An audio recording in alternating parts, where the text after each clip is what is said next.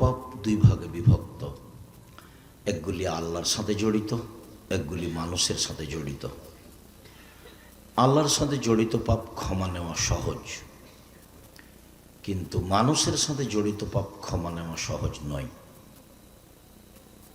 পাপ যত বড়ই হোক, যদি আল্লাহর সাথে জড়িত হয়, মানুষ যদি রাতে উঠে কান্নাকাটি করে আল্লাহকে বলে আমার ভুল হয়েছে, তাহলে আল্লাহ তাকে ক্ষমা করবেন ইনশাল্লাহ, এ কথাই ঠিক। কিভাবে? যখন আল্লাহ তাআলা ইবলিসকে বললেন যে আদমকে মেনে নে, তো ইবলিস বলল আদম হচ্ছে মাটির তৈরি, আমি হচ্ছে আগুনের তৈরি, আমি আদমকে মেনে নিতে পারি না। তখন আল্লাহ বললেন যে ঠিক আছে, তোর অহংকার আছে, তুই সরে যা, বিতাড়িত। তো ইবলিস বলল যে আমার একটা কথা শোনেন।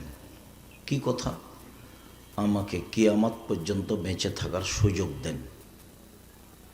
তো আল্লাহ বললেন ঠিক আছে, তোমার কথা আমি মেনে নিলাম, এলা ওয়াক্তি মালুম, একটা সময় পর্যন্ত। ও বলেছে কিয়ামত পর্যন্ত, তবে আল্লাহ কিয়ামত পর্যন্ত ভাষা উল্লেখ করেননি। আল্লাহ ভাষা উল্লেখ করেছেন এলা ওয়াক্তি মালুম, একটা নির্ধারিত সময় পর্যন্ত। যখন ইবলিস সুযোগ পেয়ে গেল, তখন ইবলিস বলছে যে রব্বি, হে আমার প্রতিপালক। দেখেন ইবলিসের বলার ঢং কি, বলছে রব্বি, হে আমার প্রতিপালক, ও ইজ্জাতেকা, তোমার সম্মানের কসম করে বলছি, লা উব্বিয়ানাল ইনসানা মাদামাত আরওয়াহু ফি আজসাদিহিম, আদম সন্তানের দেহে যতদিন আত্মা থাকবে, আমি ইবলিস তাকে ভুল পথে নিয়ে যাবই। ও কেমনে জান্নাতে যায় আমি তা দেখে ছেড়ে দেব। আপনারা মনে রাখবেন একটা কথা, যে পৃথিবীতে যত মানুষ, যত প্রাণী আছে, তার সবচেয়ে রিক্সে দিন কাটায় ইবলিস। সে আল্লাহর সামনে এ ওয়াদা করেছে যে আদম সন্তানকে জাহান্নামে নিয়ে যাবেই। যদি কাউকে নিয়ে যেতে না পারে, তাহলে এটা তার ব্যর্থতা। সে ব্যর্থতা নিয়ে দুনিয়া থেকে যেতে রাজি নয়।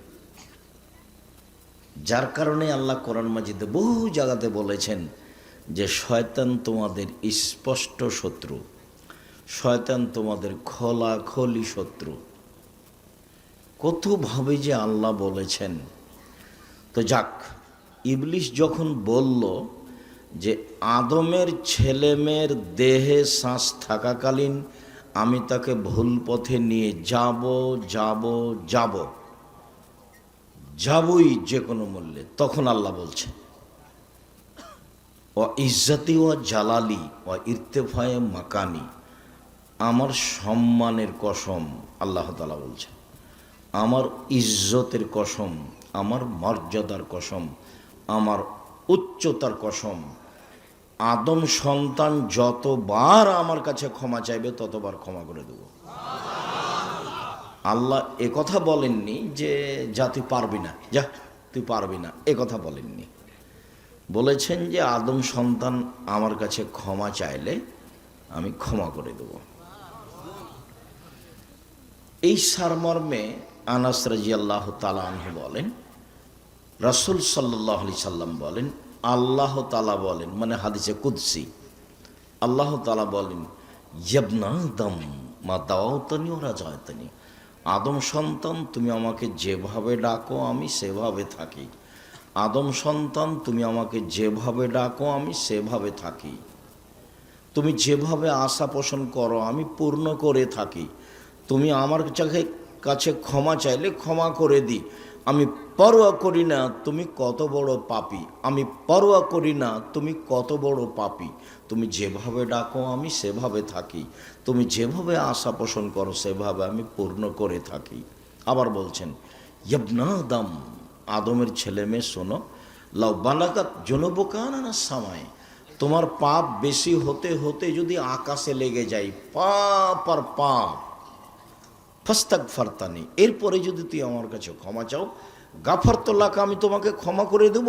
আল্লাহ উবালি, আমি পরোয়া করি না তুমি কত বড় পাপী, আমি পরোয়া করি না তুমি কত বড় পাপী। তুমি যেভাবে ডাকো আমি সেভাবে থাকি, তুমি যেভাবে ডাকো আমি সেভাবে থাকি, তুমি যেভাবে আশা পোষণ করো আমি সেভাবে পূর্ণ করে থাকি। আল্লাহ তাআলা দুনিয়াতে এভাবে বললেন, বিচারের মাঠে আবার আমাদের সামনে আসবেন। আদম সন্তানের সামনে আবার আল্লাহ তাআলা বিচারের মাঠে আসবেন, এসে বলবেন ইয়াবনা আদম আতাই যাবে করাবিলার যে খাতায়া। আজকে তো তোমরা উপস্থিত হয়েছো আকাশ জমিন পরিমাণ পাপ নিয়ে, পাপ আর পাপ, তোমাদের পাপে একবারে আকাশ জমিন পূর্ণ হয়ে আছে। মনে রেখো আতেই তো কবে করাবে হাম্মাক ফেরা, আমি আল্লাহ উপস্থিত হয়েছি ওই পরিমাণ ক্ষমা নিয়ে। তোমার যে পরিমাণ পাপ আমার সেই পরিমাণ ক্ষমা, তোমার যে পরিমাণ পাপ আমার সেই পরিমাণ ক্ষমা, তোমার যে পরিমাণ পাপ আমার সেই পরিমাণ ক্ষমা। তোমার পাপ যত আমার ক্ষমা তত, তোমার পাপ যত আমার ক্ষমা তত, যদি শিরক না থাকে। এইটা হলো জটিল কথা। যদি শিরক না থাকে তাহলে তোমার পাপ যত আমার ক্ষমা তত। বাংলাদেশের লোকের বাঁচার পথ কি? বাংলাদেশে শিরকের বন্যা চলে।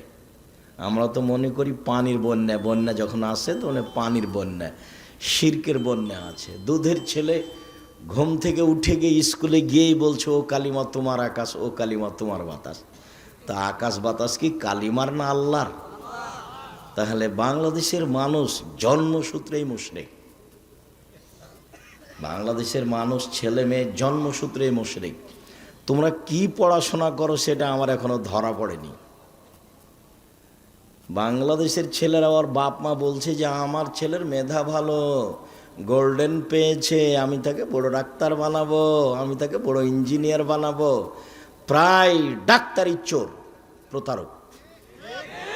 তোমাদের গ্রামের ভালো ডাক্তারের কথা আমি বলিনি, তবে যেই কোম্পানি তাকে টাকা দেয় সেই কোম্পানির ওষুধ লিখে। তো তোমার বাপ যে অত টাকা পয়সা খরচ করে পড়িয়েছে, তো এটা কি? প্রায় ইঞ্জিনিয়ারি চোর। দুই একজনের কথা আমি বলছি না, দেখো রাস্তাঘাট ঘর বাড়িতে ওর চুরি। তো এগুলো দিয়ে জাতির কি হবে? ওর জন্মই হলো শিরক দিয়ে, চলাফেরাই শিরক দিয়ে, ওর বিদ্যের সূচনাই শিরক। আবার ও প্রতারক। তোমার বাপ তো যেদিন তুমি ম্যাট্রিক পরীক্ষা দাও, ভালো রেজাল্টের জন্য তিনজন শিক্ষক রেখেছিল। যেদিন তুমি বিশ্ববিদ্যালয়ে ভর্তি হওয়া ইন্টারের পরে, সেদিন সাবজেক্ট প্রতি একটা করে শিক্ষক রেখেছে। আমার ছেলের মেধা ভালো। তোমার বাপের কত গল্প, আর তোমার মায়ের খালার সামনে করে, ফুফুর সামনে করে, বোনের সামনে করে। তোমার বাপের আর তোমার মায়ের গল্প খালি বন্যার মতো ভাসছে, সেটা তুমিও জানো। তার তুমি মেধাবী ছেলে, তো মেধার ফলাফলে তুমি হলে চোর, মেধার ফলাফলে তুমি হলে প্রতারক। আর তোমার মেধা যদি খুব বেশি ভালো হয়, সিরাজগঞ্জ জেলায় বাড়ি হিসেবে চলে গেছো লন্ডন আমেরিকায়, তারপরে তোমাকে তো তারা বড় চাকরি দিবে না। আব্দুল্লাহর বক্তব্য শোনো, এরা সব গোলাম, গোলামকে ওরা বড় চাকরি দিবে? খুব মেধা ভালো হিসাবে ওকে বলেছে যে আপনি হলেন সুইপারদের প্রধান, বেতন 5 লাখ। তো এখন যদি ও ঢাকা পিজি হাসপাতালে ডাক্তার, হয়তো বেতন 3 লাখ। তো ওখানে ও 5 লাখ বেতনে তো থাকবেই। আবারও বলছে তোকে সিটিজেন দিলাম, তো এ নাগরিক। তো এখন বলছে যে আমি আমেরিকার নাগরিক, আমি আমেরিকার নাগরিক, আমি লন্ডনের নাগরিক। ওর বাপও বলছে, আর মাও বলছে। ছেলে কিন্তু সুইপারের প্রধান। তো ওইরকমই আমি এখন বাড়িতে ঢুকছি, তা আমার আগে এখনই বাড়ির মালিক আছে। তো ছেলে বের হয়েছে, ছেলে এখন বাপকে বলছে গুড মর্নিং। এখন বাপও বলছে গুড মর্নিং। সকালে ফজরের সালাতের পরের ঘটনা। এখন আমি কি করতে পারি?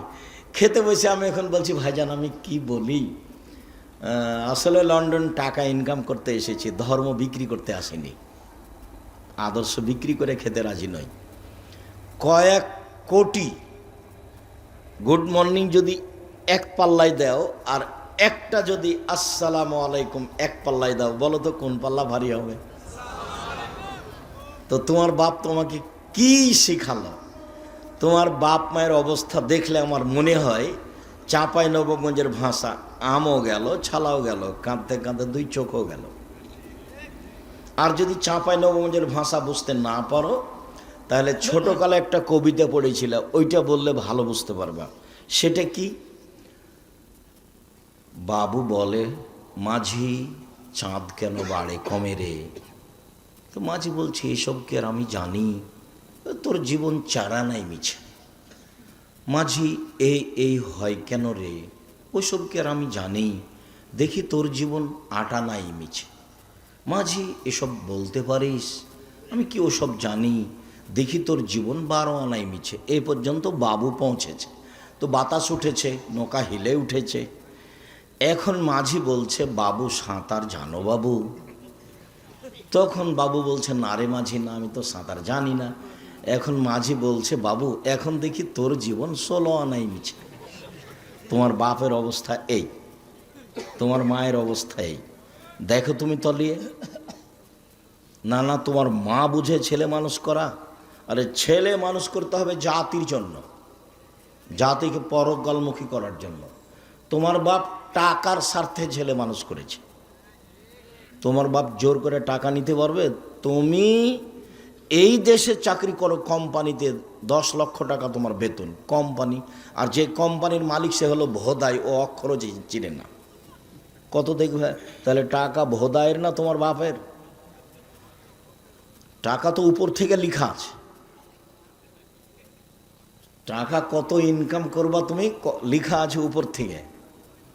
হায়াতাহা অমাউতাহা অরিস্কাহা অমাসায়েবা। আমি মাস্ক ব্যবহার করিনি, মাস্ক ব্যবহার করে ভাগ্য বাড়াতে আমি রাজি নই। কেন? আল্লাহ নবী বলেছেন যে মানুষের সৃষ্টির 50,000 বছর পূর্বে, আদমের সৃষ্টির 50,000 বছর পূর্বে ওর লেখা আছে 4টে জিনিস। 1 তার মরণ, 2 তার জীবন, 3 তার রুজি, 4 তার বিপদ আপদ। করোনা, করোনা লেখা আছে। যদি সেদিন তার করোনা লেখা হয়ে থাকে, আর আজকে যদি পাথরের ভেতরে ঢুকে রেহাই পাবে না। তো ঢাকা গেছি আমি এক করোনার লোককে দেখতে। তোর ছেলে মেয়ে বলছে, হুজুর ভিতরে আসেন না, হুজুর ভিতরে আসেন না, হুজুর ভিতরে আসেন না। বলো কি তুমি? তোমার বাপের গায়ে হাত দিয়ে দোয়া পড়ে যাব আমি, আব্দুর রাজ্জাক বিন ইউসুফ। করোনার 5 পয়সা দাম দিই না আমি। শোনো, এতে যদি আমারও করোনা হয়, বলবো না তোমার বাপের গায়ে হাত দিয়েছিলাম সেই জন্য আমার করোনা হয়েছে। আমি বলবো পৃথিবী সৃষ্টির 50,000 বছর পূর্বে আমার ভাগ্যে করোনা লেখা ছিল, তাই হয়েছে।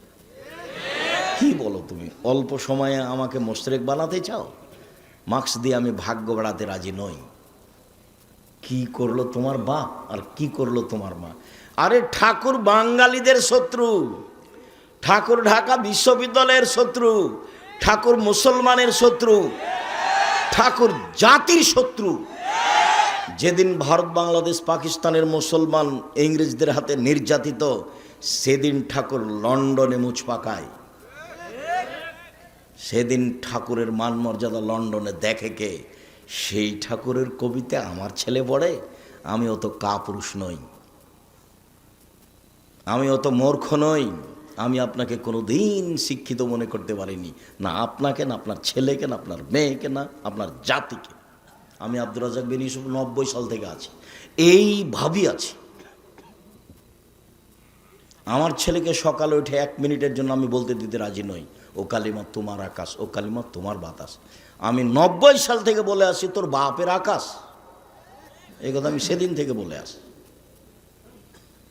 মামলা তো সুনামগঞ্জ কোর্টে 1000 কোটি টাকার, আর সিলেট কোর্টে 5000 কোটি টাকার। এই কারণে আমি নাকি ঠাকুরের নিন্দা করেছি, ঠাকুরের মানের হানি হয়েছে। কি তোর বাপের আকাশ, এটা ঠাকুরের কি হয়েছে? মানের হানি হয়েছে।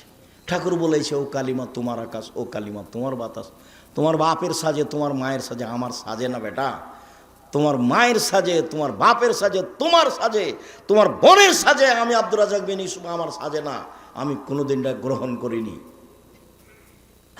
এত বড় ন্যাক্কারজনক নোংরা কথা, আল্লাহর সাথে শিরক করা, এই কাজ আমি গ্রহণ করি না, করবো না ইনশাআল্লাহ। সম্মানিত দিনী ভাই বোন, বলছিলাম বিচারের মাঠে আল্লাহ বলবেন, আদম সন্তান শোনো, তোমার যেই পরিমাণ পাপ আমার সেই পরিমাণ ক্ষমা। আদমের ছেলে মেয়ে শোনো, তোমার যেই পরিমাণ পাপ আমার সেই পরিমাণ ক্ষমা। তোমার পাপ যত আমার ক্ষমা তত, যদি শিরক না থাকে। নেন এবার। কিন্তু বাংলাদেশ কথায় কথায় শিরক, কাজে কর্মে শিরক, ওর বিদ্যেই শিরক, ওর লেখাপড়াই শিরক, ওর জাতাতি শিরক, ওর খাওয়া পিনা শিরক। তো কি দিয়ে টিকবে বিচারের মাঠে? তাহাজ্জুদ পড়ে হবে? তাহাজ্জুদ পড়ে হবে না তো, শিরক বন্ধ করতে হবে। ইঁদারাতে কুকুর পড়েছে, তো বলছে যে 30 বালতি পানি উঠাও, তাহলে কুকুর পবিত্র হয়ে যাবে। তো বলছে ভাইজান কুকুর ভেতরেই আছে, তাহলে কি হবে?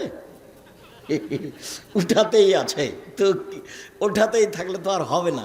আগে ওকে উঠে ফেলতে হবে, আগে শিরক বন্ধ করতে হবে জাতির, তারপরে আল্লাহকে বলা। জাতি শিরকে ডুবে আছে, আর আপনি বলছেন আমার ছেলে বড় শিক্ষিত। আমার ছেলে গোল্ডেন পেয়েছে, আমার ছেলে লন্ডনে থাকে, আমার ছেলে উচ্চ শিক্ষিত। ছেলে তো মানুষ করবেন জাতির জন্য, যা হবে হবে। আল্লাহ রসুল বলছেন আনফেকালা ইয়ালেক মিন তাওলিক, তুমি তোমার ছেলে মেয়ের পিছনে পয়সা খরচ করো, তোমার উপার্জিত সম্পদ। এই দেশের কর্ণসূতির তালুকদার তার ছেলে মেয়েকে মানুষ করবে তালুকদারি জমিদারি দিয়ে, আপনি মানুষ করবেন চাকরি করে। আরেকজন মানুষ করবে তার ছেলে মেয়েকে দিন মজুরি করে, আরেকজন মানুষ করবে তার ছেলে মেয়েকে ভিক্ষা করে। উপার্জনের শেষ পথ ভিক্ষা, উপার্জনের শেষ পথ ভিক্ষা। ছেলে মেয়েকে মানুষ করতেই হবে, এটা আল্লাহর আদেশ। আল্লাহ রসুল বলছেন ফাবদাবে মা তাউলো, তোমার উপার্জিত সম্পদ খরচ করো তোমার ছেলে মেয়ের পিছনে। ছেলে মেয়েকে জাতির কল্যাণের জন্য মানুষ করতে হবে যে কোনো মূল্যে। মানুষ হিসাবে জীবন বাজি রেখে প্রাণপণে চেষ্টা চালিয়ে যাব। ছেলেকে সমর্পণ করেছি জাতির জন্য, নিজের জন্য নয়। রুজি আমার ভাগ্যে যেটা লেখা আছে সেটা হবেই, আমার ছেলের ভাগ্যে যেটা লেখা আছে সেটা হবেই। যদি আমার ছেলে বিদ্যা দিয়ে বড় বিদ্বান হতো, পয়সা উপার্জন করত, তাহলে ভোদাই মালিকের অধীনে 10 লক্ষ টাকা বেতনে চাকরি করত না। ভোদাই মালিক সে অক্ষরও চিনে না, সে কোটি কোটি টাকার মালিক। সেই হলো কোম্পানির প্রধান, এমডি ওই, আর আপনার ছেলে মেধাবী ওখানে চাকরি করে। যখন আপনার ছেলে আর ঘরে ঢোকে তখন বলে স্যার স্যার স্যার এরকম করে। দেখেননি আপনার ছেলেকে? বেতন 10 লক্ষ। আপনি মনে করছেন যে অনেক টাকা, কিন্তু ওখানে যাও সিজদা করে। কেন এবার হবে? গোলাম কেন? আব্দুল্লাহর বক্তব্য শোনেন, গোলাম থেকে বের হয়ে আসতে হবে, দাসত্ব থেকে বের হয়ে আসতে হবে, তারপরে কোনো কথা। এই জন্য মক্তব চালু করেছে। দেশ বিদেশ ঘুরে এসে ভাবছে যে আব্বু আপনাকে তো দেখলাম 30 বছর থেকে বক্তব্য দিতে, আর মুসলমানকে দেখলাম দেশ ঘুরে, তাতে দেখলাম মুসলমান সব দেশে গোলাম, দাস হিসেবে বসবাস করে। দাস থেকে জাতিকে মুক্ত করতে হলে জাতির আকীদা সংশোধন করতে হবে এবং সুন্দর করে আগে কোরআন পড়া শেখাতে হবে। সেই জন্য জীবন বাজি রেখে চেষ্টা চালাবো ইনশাল্লাহ। টেকনাফ থেকে তেঁতুলিয়া পর্যন্ত মক্তব চালু করবো ইনশাল্লাহ। জামিয়া সালাফের অধীনে আব্দুল্লাহর মক্তব চলে এখন 650। জামিয়া সালাফের অধীনে মাদ্রাসা চলে 160টা। আর চলমান জামিয়া সালাফে রাজশাহী 50 বিঘা জমির ওপরে। চলমান রাজশাহী, চলমান জামিয়া সালাফে রূপগঞ্জ নারায়ণগঞ্জ প্রায় 100 বিঘা জমির ওপরে। চলমান জামিয়া সালাফে দিনাজপুরে 20 বিঘা জমির ওপরে। চলমান রাজশাহী বরিশালে জামিয়া সালাফের জমি আছে, জামিয়া সালাফের নামে নেবরাস হিসাবে। ময়মনসিংহে আছে, ঝিনাইদহে আছে, কুষ্টিয়াতে আছে, ফেনীতে আছে, চট্টগ্রামে আছে, কুমিল্লায় আছে, আর বহু জেলায় আছে। আর এগুলো সম্পৃক্ত প্রতিষ্ঠান। এখানে আমি আরও একটা আপনাকে কথা বলতে চাচ্ছি যে আপনি দল সংগঠন করে জামিয়া সালাফের বিরুদ্ধে লড়ে অযথা পরকাল হারাবে। মুখ খুলিয়েন না, খুললে নিজেকে খাটো মনে করতে হবে। 5000 ছেলে মেয়ে পড়ে জামিয়া সালাফে, কত ঠিক? 5 দেশের শিক্ষক মিলে শিক্ষক আছেন 300 জন, প্রতি মাসে বেতন লাগে 40 লক্ষ। শুধু খালি শিক্ষক যারা জামিয়া সালাফির অধীনে আছে। তো তার বিরুদ্ধে কথা বলে কি করবেন? নিজেকে হারাবেন, আপনার পরকালও হারাবে, ইহকালও হারাবে, টিকতে পারবেন না তো। আর জামিয়া সালাফে কোনো বৃত্তশালী দিয়ে চলে না, কোনো ব্যক্তি দিয়ে চলে না, সরকার দিয়ে চলে না, বৈদেশিক সংস্থা দিয়ে চলে না। কিভাবে চলে আমি তার একটা দৃশ্য নকল করি। এই মনির কে হচ্ছে আপনার? মনির সালা। তাহলে মনিরের কি মা ছিলেন উনি, না আপনার ওয়াইফ ছিলেন উনি যে হজে আমার সাথে? আমার ওয়াইফ ছিল। এই যে এনার ওয়াইফের কথা আমি নকল করি, আমি সামনাসামনি বলতে চাচ্ছি না, তো ও চলে আসলো। উনি আমার আগে আগে উঠে সিঁড়িতে দাঁড়িয়ে আছে, আমি উঠছি, তো আমাকে সামনে পেয়ে বলছে আমি এই 500 রিয়াল আপনার জামিয়া সালাফে দিলাম। একটা 500 টাকার একটা রিয়াল দেখে আমাকে, আমি তাকে চিনি না, জানি না, বুঝি না। জামিয়া সালাফে এইভাবে চলে। 40 লাখ টাকা বেতন এখানে আছে। প্রত্যেক দিন বিকেলে 40-50 লাখের মতো খালি মিস্ত্রি লেবার বিল আছে। কিভাবে চলে আমি সেটাও জানি না। শিক্ষক জানে না জামিয়া সালাফে কিভাবে চলে। ছাত্র জানার তো কোনো প্রশ্নই আসে না। জামিয়া সালাফের রসিদ বহি বাহিরে ব্যবহার হয় না। কোনো শিক্ষক রসিদ বহি ব্যবহার করতে পারবে না, তাহলে তার জরিমানা হবে। জামিয়া সালাফি কিভাবে চলে ছাত্র জানে না, শিক্ষক জানে না, কমিটি জানে না, আমি ভালোভাবে জানি না, তো আপনি কিভাবে জানবেন? জামিয়া সালাফের নিচে কোনো ভিত্তি নাই, এমনি চলমান ভ্রাম্যমান জামিয়া সালাফি। আর আমি তো কোনো বৃত্তশালী নই। আমার আব্বা সাধারণ ছোট কৃষক মানুষ, জমি জায়গা অল্প ছিল, সেটা আমার আব্বাকে মাটি দেওয়ার পরে ভাগ করেছি। কিন্তু আমি জমি জায়গা চিনি, আমার ছোট ভাই চিনে না, আমরা জমি জায়গায় যাই না। আমার মা অপছন্দ করতেন আমাদের জমি জায়গার খোঁজ নেওয়া, সেই জন্য আজও নি না, ওটা খোঁজ খবরই রাখি না আমরা। কিন্তু আমরা ওইটুকুকে সামনে রেখে বলি, কোনো মানুষ আমাকে এই যে 90 সাল থেকে বলতে পারবে না যে আব্দুর রাজ্জাক সাহেব একদিন আমার কাছে পথ খরচ চেয়েছিল, রুজি ওখান দিয়ে দিবে আল্লাহ ইনশাল্লাহ, আপনার কাছে 10 টাকা নিতে হবে তারপর আমার রুজি হবে, এটা আমি কোনোদিন ভাবিনি। কোনোদিন সভাপতি, সেক্রেটারি, মসজিদ হোক, বক্তব্য হোক, সম্মেলন হোক, কাউকে হিসাব করে একটা বাক্য বলতে হবে এরকম আমার জীবনে কোনোদিন ঘটেনি। এরকম আমার কোনোদিন 1 মিনিটের জন্য ঘটেনি যে আপনাকে হিসাব করে কথা বলতে হবে, আপনি কত বড় মানুষ। কত এমপি মন্ত্রী আমার প্রোগ্রামে আসলো, এসব বলছে যে 1 মিনিট সময় দিবেন। তা আমি ওইভাবে অপমান করিনি যে আমি কোরআন হাদিসের অনুবাদ করছি আর আপনি মধ্যে কথা বলতে চান, এ তো বহু বড় মুশকিল কথা। এইভাবে আমি বলিনি। তাকে আমি বলেছি কোরআন হাদিসের আলোচনা চলছে, মাননীয় মন্ত্রী সাহেব কিছুক্ষণ অপেক্ষা করবেন। আমার কথা বলা শেষ হয়েছে, তখন উনি কথা বলেছেন। কত এমপি মন্ত্রীকে আমি দেখলাম, বক্তব্য ছেড়ে দিয়ে তাকে কথা বলতে দিব, এরকম আমার জীবনে একদিন 1 মিনিটের জন্য ঘটেনি। একবারে একই মাপে আছি 90 সাল থেকে এখন পর্যন্ত, আলহামদুলিল্লাহ। 19-20 আমি বুঝি না। সম্মানিত দিনী ভাই বোন, শিরক মহাপাপ। শিরক যত বড়ই পাপ হোক না কেন, সারা জীবনটাই শিরক করেছেন, এখন আল্লাহকে বলেন আল্লাহ আমার ভুল হয়েছে, তুমি আমাকে মাফ করো, ইনশাল্লাহ ক্ষমা হয়ে যাবে। উনি ক্ষমার জন্য প্রতীক্ষমান রয়েছেন। কিন্তু এই যে নির্বাচনে আর একজনকে বলেছেন ও খারাপ, এখন আল্লাহর কাছে বলেন তো যে আল্লাহ মাফ করেন আমাকে, বলেন আজীবন পর্যন্ত। কোনো একদিন যদি চেয়ারম্যানের গালি দেওয়া পাপ ক্ষমা হয়ে যায়, তাহলে ইসলাম ধর্ম হবে মিথ্যা আর আল্লাহ হবেন অত্যাচারী, জালেম। আল্লাহ বলেছেন ইন্নী হারামতু যুলমা আলাইয়া, আমি আল্লাহ অত্যাচারকে আমার উপরে হারাম করেছি, আমি অত্যাচার করব না। তুমি যার বদনাম করেছো ক্ষমা সেখানে নাও, আমার কাছে কেন? পাপের জগতে সুদ খাওয়া মহাপাপ।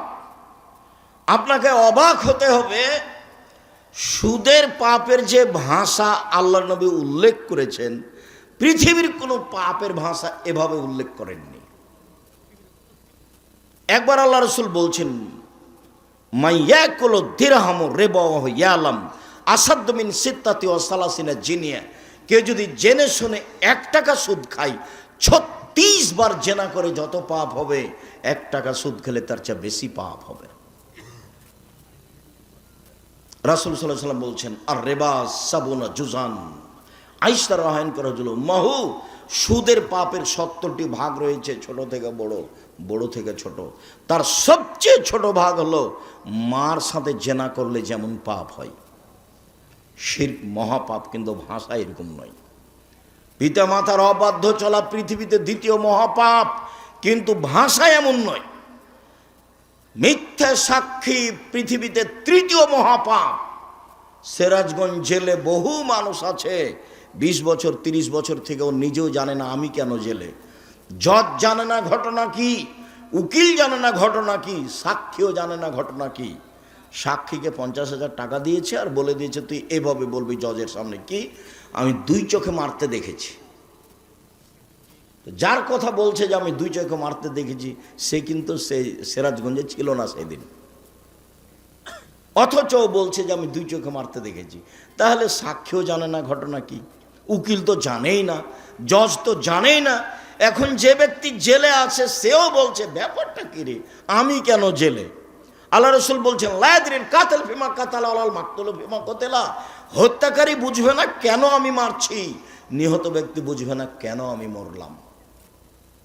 যে মারছে তাকে 1 লাখ টাকা দিয়েছে, বলেছে অমুককে মেরাই, তো এখন ওকে গিয়ে মারছে, তো কেন মারছো তো জানে না। আর যাকে মারা হচ্ছে সে বলছে আমি তাকে চিনি না, আমাকে মারছে কেন, ঘটনা কি, মারলই তো।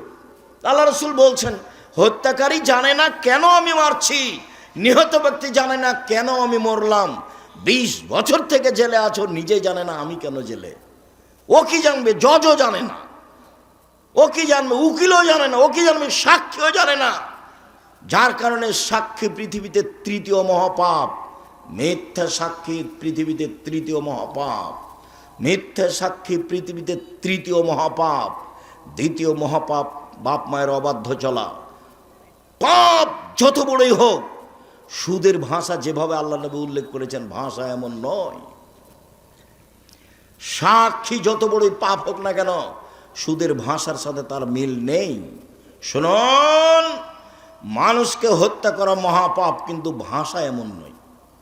সুদের পাপের ভাষা, কেউ যদি জেনে শুনে 1 টাকা সুদ খায়, 36 বার জেনে করে যত পাপ হবে, 1 টাকা সুদ খেলে তার চেয়ে বেশি পাপ হবে। পাপের জগতে কোনো পাপের ভাষা এরকম নয়। সুদের পাপের 70টি ভাগ রয়েছে, ছোট ভাগ হলো মার সাথে জেনা করলে যেমন পাপ হয়। কি দিয়ে আপনাকে আমি বুঝাই সুদের পাপের ভাষা কি, অবাক কথা। যে সুদ দিন রাত মানুষে খাচ্ছে, কোনো পাপই নয়, কোনো হিসাবই করতে পারে না। সম্মানিত দিনী ভাই বোন, সুদের আলোচনায় লম্বা আলোচনা জেনে নেবেন। এখানে বলছি সুদ যত বড়ই পাপ হোক না কেন, কোটি কোটি টাকা সুদ খেয়েছে, আজকে বলছে আল্লাহ আমি সুদের লেনদেন বন্ধ করলাম, জিন্দেগিতে আর কোনোদিন সুদের সাথে সম্পৃক্ত থাকবো না, আমি তোমার সাথে ওয়াদাবদ্ধ, তুমি আমাকে মাফ করো, ইনশাল্লাহ সব পাপ ক্ষমা হয়ে যাবে। কিন্তু আপনি কারো বদনাম করেছেন, আল্লাহকে বলেন তো এখন। এই জন্য আমি যখনই বক্তব্য দিয়েছি তখন বলেছি 4টা জিনিস মনে রাখবেন। 1 5 ওয়াক্ত সালাত, 2 হালাল রুজি, 3 কোরআন তেলাওয়াত, 4 আড্ডা পিটা নিষেধ। আড্ডা পিটা 2 ধরনের। একটা দোকানে বসে ঘন্টার ঘন্টা গল্প করছেন, কার কথা যে কি বলছেন ধোলায় অন্ধকার। ওদিকে ল্যাংটা মেয়ে নাচছে আর এদিকে আপনি বসে আছেন আর একজনের বদনাম করছেন। আর একটা হলো মোবাইল নিয়ে ঘন্টার ঘন্টা ল্যাংটা মেয়ে দেখায়, হলো আড্ডা পিটা। এইসব আড্ডা পিটা একেবারেই হারাম। আড্ডা পিটা টোটালি হারাম। আড্ডা পিটা চিরদিনের জন্য হারাম। এক রাহুল কালামাবাদ, এই ছেলে তোমরা দাঁড়িয়ে কেন? যদি জায়গা না থাকে বসার সেটা ভিন্ন কথা। আপনারা যারা দাঁড়িয়ে আছেন দয়া করে বসে কিছুক্ষণ কথা শোনেন। আপনার বিরক্তির আগে আমরা কথা শেষ করব ইনশাআল্লাহ। যারা সামনে বসে আছেন বসে থাকা দেখে ভালো। এই তুমি দাঁড়িয়ে আছো কেন? ওখানে কি করছো তুমি? মানুষের তোমার দাঁড়িয়ে থাকাতে কষ্ট পাচ্ছে, এটা বুঝতে চাও না তুমি? বাস তুমি মেশিন ঠিক করেছো, প্রথমে 1 মিনিট ঠিক করে তুমি বসে থাকো। রাসূল সাল্লাল্লাহু আলাইহি সাল্লাম যখন কথা বলতেন তখন সাহাবীগণকে বসতে বলতেন, এইটাও সুন্নাত। কি করবে এভাবে মারামারি করে, দাপট দেখে, ক্ষমতা দেখে, মানুষকে অপমান করে, মানুষকে জেল হাজতে দিয়ে কি করবা? মরলেই জাহান্নাম। যারা দাপট দেখাচ্ছে, যারা ক্ষমতা দেখাচ্ছে, যারা মানুষকে অপমান করছে, যারা মানুষকে জেল হাজতে দিচ্ছে, এদের মরার পরই জাহান্নাম। ও হলো জালেম। আর জুলুম খুব কঠিন জিনিস, বিচারও পরে হবে। যারা জাকাত দেয় না তাদের বিচার পরে হবে কেন? ওরাও জালেম। কিভাবে জালেম হলো ওরা? ওরা ফকির মিসকিনের প্রতি জুলুম করেছে, ফকির মিসকিনের হক দেয়নি। ধনী মানুষ কার টাকা মেরে খেয়েছে? ফকির মিসকিনের। যেহেতু ধনী মানুষ ফকির মিসকিনের টাকা মেরে খেয়েছে, কাজে ও জালেম, এখন আর বিচার পরে হবে। আল্লাহ রাসূল বলছেন তার বিচার পরে হবে, হাত্তা ইউকযাবা নাস। সব মানুষের যখন বিচার হয়ে যাবে তখন ধনী মানুষের বিচার হবে। কিভাবে যে হবে আল্লাহই ভালো জানে। তো বুঝাতে হবে কঠিন, সব টাকা বুঝাতে হবে কিভাবে আয় হয়েছে, সবটাই বুঝাতে হবে কিভাবে ব্যয় হয়েছে। এই ছেলে শোনো, টাকা ইনকাম করবা ব্যবসা করে, উপার্জনের 4টা পথ। একটা দিন মজুরি, সন্ধ্যায় টাকা শেষ। একটা চাকরি, 25 দিনে টাকা শেষ প্রায়। আর একটা হলো জমি চাষ, সমান সময় না হয় লস, সমান সমান না হয় লস। 4 ব্যবসা। রাসূল সাল্লাল্লাহু আলাইহি সাল্লাম বলছেন সত্যবাদী বিশ্বস্ত ব্যবসায়ীরা নবীগণের সাথে জান্নাতে থাকবেন। কি আবার অবাক কথা! আল্লাহ রাসূল বলেছেন 2টা মেয়ে লালন পালন করে নবীর সাথে থাকা যায় এভাবে। তখন বাপ মনে করেছে যে আমার তো 2টা মেয়ে, তো আমি বিবাহসাদী দিয়ে দিয়েছি, 2টা কেন, আমার 5টা মেয়ে। বাপও খুব খুশি। কিন্তু আল্লাহ রাসূল যে এইভাবে বলেননি। আল্লাহ রাসূল বলেছেন ফাআল্লামাহুন্না, মেয়েকে বিদ্যা শিখিয়ে দিল। 2 আদাবাহুন্না, তাকে শিষ্টাচার শিখিয়ে দিল। আহসানা ইলাইহিন্না, তার সাথে সদাচরণ করলো। ওয়াজাওয়াজাহুন্না, তার বিবাহ শাদী দিয়ে দিল। সেই বাপ আমার সাথে জান্নাতে এভাবে থাকবে। তো আপনার মেয়েকে শিক্ষা দিয়েছেন, কি যে শিক্ষা দিয়েছেন, তার নখটা বড় আছে। বলেন তো এটা কোন শিষ্টাচার?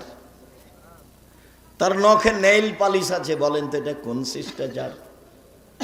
নেইল পালিশ তো ইহুদি খ্রিস্টানদের পতিতালয়ের মেয়েদের বৈশিষ্ট্য। ইহুদি খ্রিস্টানদের পতিতালয়ের মেয়েরা নখে নেইল পালিশ দেয়। আপনার মেয়ের কপালে টিপ আছে। হিন্দু মেয়েদের বিবাহ করার 10টি পদ্ধতি আছে, তার একটি পদ্ধতির নাম রাক্ষসী বিবাহ।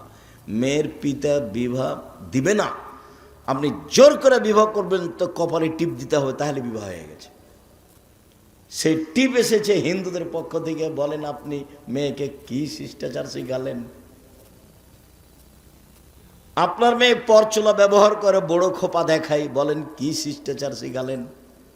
ভুরু তোলে চিকন করে রেখেছে, এইটা কি শিষ্টাচার? দাঁত ছিলে ফাঁকা ফাঁকা খোলা খোলা করে রেখেছে, এইটাই কি শিষ্টাচার? উঁচু স্যান্ডেল পরে নিজেকে লম্বা দেখাই, এইটাই কি শিষ্টাচার? ব্রেসের পরে নিজেকে যুবতী দেখাই, এইটাই কি শিষ্টাচার? সামনের চুল ছোট করে রেখেছে, এইটাই কি শিষ্টাচার?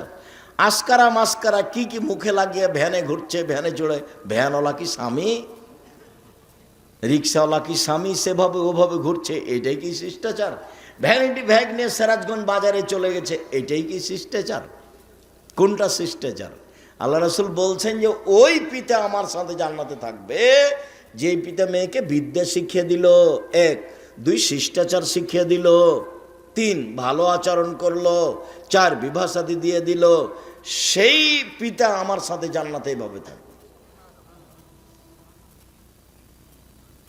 জান্নাতে রাসূলের সাথে থাকা কঠিন। একজন সাহাবী রাসূলের সাথে রাতে ছিলেন, তো অজুর পানি আর মেশক নিয়ে রাসূলের কাছে উপস্থিত। আল্লাহ রাসূল খুব খুশি হয়েছেন। বাহ, ভালোই তো, তুমি তো অজুর পানি নিয়ে এসেছো, তুমি তো মেশক নিয়ে এসেছো, খুব খুশি। সালমা শেতা, তুমি যা চাও চাও আমি দিয়ে দেবো। মুহাম্মদ সাল্লাল্লাহু আলাইহি সাল্লাম বুঝতে পারেন যে কি চাইবে। নবী হলে কি হবে, গায়েবের খবর জানেন না। আমার মাঝাবি ভাইরা মনে করছেন যে নবী গায়েবের খবর জানেন। পাশের একটা লোক, পাশে বউ ঘুমাননি, এমনি ভান করে শুয়ে আছেন আয়েশা রাদিয়াল্লাহু তাআলা আনহা। আর রাসূল মনে করছেন যে আয়েশা ঘুমিয়ে গেছে, অথচ আয়েশা বলছেন যে আমি ভান করে ঘুমিয়ে আছি। ভান করে ঘুমা বুঝেন না? ভান করে ঘুমিয়ে আছি। দেখি মুহাম্মদ সাল্লাল্লাহু আলাইহি ওয়াসাল্লাম কি করেন, কোথায় উঠে যান। দেখলাম ধীরে উঠলেন, ধীরে জুতা স্যান্ডেল পায়ে দিলেন, কাপড় গায়ে দিলেন, ধীরে দরজাটা খুললেন, আমি যেন জানতে না পারি। দরজাটা খুলে বের হলেন, বাহির থেকে দরজাটা টেনে বন্ধ করে দিলেন, চলে গেলেন। আমিও উঠলাম, দেখি কি কোথায় যান। আসলে আল্লাহ রসুল কোথায় যাচ্ছেন এটা আয়েশার মৌলিক খেয়াল হলো, আমাকে বাদ দিয়ে এ রাতে আবার কোনো স্ত্রীর কাছে যান নাকি, এটা হলো আয়েশার খেয়াল। আর আল্লাহ রসুল যাচ্ছেন মরা মানুষের জন্য ক্ষমা চাইতে, কবরস্থানে বাকিউল গারকাদে যাবেন। জান্নাতুল বাকি তার নাম নয়, তার নাম হচ্ছে বাকিউল গারকাদ। ভারত, বাংলাদেশ, পাকিস্তানের নাম দিয়েছে জিন পাহাড়, আর জান্নাতুল বাকি কবরস্থানের নাম দিয়েছে জান্নাতুল বাকি, নাম বাকিউল গারকাদ। তো এবার উঠে দেখছেন, দেখি কোথায়, ওই যে কবরস্থানে 100 গজ দূরে হবে, ওর পাশেই মসজিদে নববীর সাথে কবরস্থান। ওই যে হাত তুলে দোয়া করলেন, 1 বার 2 বার 3 বার হাত তুলে দোয়া করলেন। তারপরে হাঁটতে লাগলেন ফিরে, আমিও ঘুরে হাঁটতে লাগলাম। দেখলাম জোরে হাঁটলেন, আমিও জোরে হাঁটলাম। দেখলাম একটু দৌড়াচ্ছে, আমিও জোরে দৌড়াচ্ছি। আমি আগেই বিছানে চলে এসেছি। আমি যখন আগেই বিছানে চলে এসেছি, আমার পাশে এসে বলছেন, কি খবর আয়েশা, হাঁপাচ্ছ কেন? তখন আমি বললাম যে আমি তো মিথ্যে কথা বললে জিবরাইল আপনাকে বলে দিবে, আসলে আমি পরীক্ষা করছিলাম আপনি যান কোথায়। তো দেখলাম এই হাদিস মুসলিম।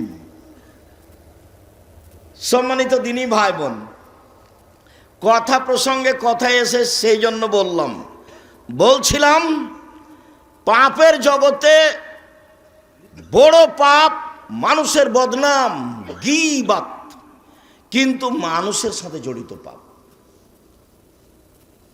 জেনা মহাপাপ। রাসূল সাল্লাল্লাহু আলাইহি সাল্লাম বলেন, আল বিকর বিল বিকরে জিলদু মিয়া তাগরিব সানা। অবিবাহিত ছেলে মেয়ে যদি জেনা করে 100 লাঠি পিটিয়ে এলাকা থেকে 1 বছরের জন্য তাড়িয়ে দিতে হবে। তিনি বলেন, আসাইবা বিসাইবা রাজম। বিবাহিত পুরুষ নারী যদি জেনা করে তাহলে তাকে ইট ঢেল পাথর দিয়ে মেরে মেরে মেরে ফেলতে হবে, তাকে মারতেই হবে। বিবাহ করার পরে জেনায় লিপ্ত হলে তার বেঁচে থাকার পৃথিবীতে কোনো পথই নেই। 3 শ্রেণীর মানুষকে হত্যা করতে হয়, 2 শ্রেণীর মানুষের বাঁচার পথ আছে। 1, কেউ বলল আমি কোরআন মাজিদ মানি না, তাহলে ও মোরতাদ, সরকারিভাবে তাকে হত্যা করতে হবে। সরকারিভাবে তাকে ফাঁসির মঞ্চে নিয়ে যাওয়া হয়েছে, ফাঁস গলায় দেওয়া হবে। ও বলছে আমার ভুল হয়েছে, আমার ভুল হয়েছে, আমার ভুল হয়েছে। কোরআন মাজিদ আল্লাহর বিধান, আল্লাহর কালাম, আমি ভুল স্বীকার করলাম, তখন তাকে ফাঁস থেকে নামিয়ে নিতে হবে। পাপ ছিল হত্যার। 2, কেসাস। আপনি আমাকে হত্যা করেছেন, আমার বাপ আপনাকে হত্যা করে নেবে, এর নাম কেসাস। কোরআন মাজিদে উল্লেখ হয়েছে আয়াত, কত হাদিস। এখন আপনার কেসাস হিসেবে আপনাকে ফাঁসির মঞ্চে নিয়ে যাওয়া হয়েছে, আপনি আমাকে হত্যা করেছেন, এখন আপনার গলায় ফাঁস দেওয়া হবে। তখন আমার বাপ মা চিল্লাচিল্লি করে বলছে, আমরা মাফ করে দিলাম, কেসাস নিব না, আমরা মাফ করে দিলাম, কেসাস নিব না। তাহলে তাকে ফাঁস থেকে নামিয়ে নিতে হবে। পাপ ছিল হত্যার যোগ্য, কিন্তু ফাঁসি হলো না। 3, বিবাহ করার পরে যদি কেউ জিনায় লিপ্ত হয় তাহলে তাকে ইট ঢেল পাথর দিয়ে মেরে মেরে মেরে ফেলতে হবে, ফাঁসি দিতে হবে। বেঁচে থাকার পৃথিবীতে কোনো পথঘাট নেই। 1 মিনিট। গামিদ সম্প্রদায়ের একজন মহিলা এসে বলছে আল্লাহ রসুলকে, তাহিরিনী ইয়া রাসূলুল্লাহ, আল্লাহ রসুল আমাকে পবিত্র করেন। মহিলা এসে বলছে। তখন আল্লাহ রসুল বলছেন, ইরজাই, বাড়ি ফিরে যাও, আস্তাগফিরুল্লাহ, আল্লাহর নিকটে ক্ষমা চাও, ও তুমি ইলাইহি, তুমি তওবা করো, তোমার পাপ ক্ষমা হয়ে যাবে। তখন মহিলাটি বলছে, আত্মরাদ্দাদানি কামার দাদা মাইজুবনু মালিক, মাইজুবনু মালিককে যেভাবে ফিরিয়ে দিয়েছিলেন তার বিচার না করে সেইভাবে কি আপনি আমাকে ফিরিয়ে দিতে চাচ্ছেন? ওয়ান্না হবলা মিনা জেনা, আমার পেটে অবৈধ সন্তান রয়েছে, দয়া করে বিচার করে দেন, আমাকে ফিরিয়ে দিয়েন না। আল্লাহ রসুল বললেন, ইরজাই হাতা তালে দি, বাড়ি চলে যাও, যেদিন তোমার বাচ্চা প্রসব হবে সেদিন এসো, বিচার করে দেব। মহিলা চলে গেল।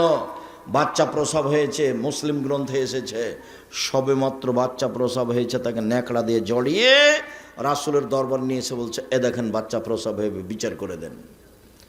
দৃশ্য দেখে আল্লাহ রসুল অবাক হয়ে বলছেন, ইরজেই, বাড়ি ফিরে যাও, ফারদেই হে, বাচ্চাকে দুধ খাওয়াও, হাত্তা তাফতে মিহে, যেদিন বাচ্চা দুধ ছেড়ে দেবে সেদিন নিয়ে আসিও, বিচার করে দেব। মহিলা বাচ্চা নিয়ে চলে গেল, বাচ্চাকে 2 বছর দুধ পান করালো। 2 বছর পরে বিচারালয়ে উপস্থিত, তখন বাচ্চার হাতে এক টুকরা রুটি রয়েছে। এই রুটি প্রমাণ করে বাচ্চা খাদ্য খেতে পারে। ফাওয়াসাদাহু বেদ রাজুলিন মিনাল মুসলিমিনা, বাচ্চাটাকে একজন মুসলমানের হাতে সমর্পণ করলেন আল্লাহ নবী। যাও, এই বাচ্চা তুমি লালন পালন করো। সঙ্গী সাথী, এই যাবো বেহা, মহিলাকে মাঠে নিয়ে যাও।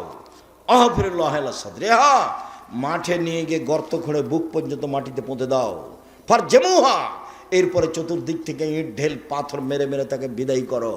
সাহাবীগণ বলছেন, আমরা তাকে মাঠে নিয়ে গেলাম, গর্ত খুঁড়ে বুক পর্যন্ত মাটিতে পুঁতে দিলাম, চতুর্দিক থেকে ইট ঢেল পাথর মারতে লাগলাম। খালিদ বিন ওয়ালিদ বলছেন, একটা পাথর আমি তার মুখের উপরে মারলাম। ফাতানাজ্জাহ দাম আলা ওয়াজহি খালিদ, পাথরটা মুখে লেগে মুখ ফেটে রক্ত ছিটে খালিদের গায়ে লাগলো।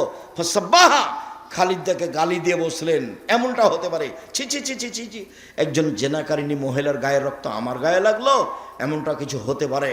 আল্লাহ রাসূল বলেন, মাহারে না খালিদ, খালিদ থামো, গালি দিও না। লাকাত তাবাত তাওবাতান লাউ তাবা সাহেব মাকসাল্লাহ গফির আলাহু, এ মহিলা এত ক্ষমা চেয়েছে, এ মহিলা এত তওবা করেছে, এ মহিলা এত ক্ষমা চেয়েছে, এ মহিলা এত তওবা করেছে। যদি বড় থেকে বড় পাপী এভাবে তওবা করে তবে তার পাপ ক্ষমা হবে। খালিদ, একে গালি দিও না। আবার তিনি বলেছেন, খালিদ, মদিনার লোককে যদি তার তওবা ভাগ করে দেওয়া হয় সবার পাপ ক্ষমা হয়ে যাবে। তারপরে তিনি তার জানাজা করলেন, কাফন দাফন করলেন। তার মানে তিনি ঘোষণা দিলেন তার পাপ ক্ষমা হয়ে গেছে। 1, 2, জানাজা করলেন মানে তার পাপ ক্ষমা হয়ে গেছে। 3, কাফন দাফন তিনি নিজে করলেন মানে তার পাপ ক্ষমা হয়ে গেছে। এরপরেও পৃথিবীর এত বড় মানুষ, পৃথিবীর ইতিহাসে এত বড় দামি মানুষ জন্ম নেয়নি, কেউ নিবেও না কেউ। বিচারের মাঠে তিনি যা বলবেন তাই হবে। তার নাম মুহাম্মদ সাল্লাল্লাহু আলাইহি সাল্লাম। এত বড় মানুষ বুঝতে পারলেন তার পাপ ক্ষমা হয়ে গেছে, কিন্তু তাকে মাফ করতে পারলেন না। যাও, তোমার বিচার হবে না, তোমার তওবা কবুল হয়ে গেছে, তোমার শাস্তি হবে না, এই কথা তিনি বলতে পারলেন না। মানে তিনি শরীয়তের কাছে নিজেই জিম্মি। মানে বিবাহ করার পরে কেউ যদি জেনায় লিপ্ত হয় তাহলে তার বেঁচে থাকার পৃথিবীতে কোনো পথ নেই। এরপরেও যদি বিচার না হয়, আল্লাহর কাছে যদি কান্নাকাটি করে ক্ষমা চায়, তাহলে এই পাপ ক্ষমা হবে ইনশাআল্লাহ। কিন্তু যার বদনাম করেছেন দোকানে বসে, সেই পাপ আল্লাহর কাছে ক্ষমা চান দেখি। বুঝাতে পারিনি গীবাত কাকে বলে। যদি আমি বুঝাতে না পারি তাহলে আমার ব্যর্থতা। কথা সত্য, কিন্তু আপনাকে বুঝাতে পারলাম না। আমি বলেছি জিন্দেগিতে কখনো আর ওই দোকানের সামনে বসবেন না। আড্ডা পিটা চিরদিনের জন্য হারাম। 2 জন যেখানে আছে সেখানে যাবেন না।